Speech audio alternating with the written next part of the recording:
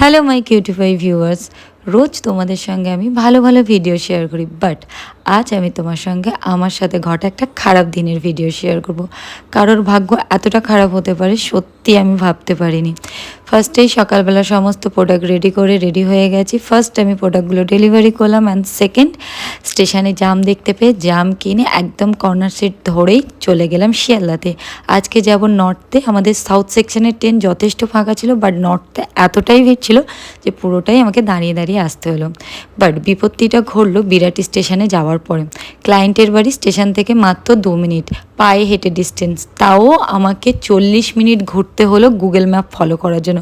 Google map আমাকে তার বাড়ির পিছনে একটা ডোবার কাছে নিয়ে দাঁড় করিয়ে দিয়েছে। তারপরে আর কি মিষ্টি ক্লায়েন্ট তার বাড়ির লোককে পাঠিয়ে আমাকে আনালো।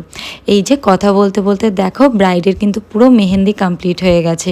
অবশ্যই এর মাঝখানে আমি লাঞ্চও করেছিলাম, সেটার ফুটেজ আর নেওয়া হয়নি।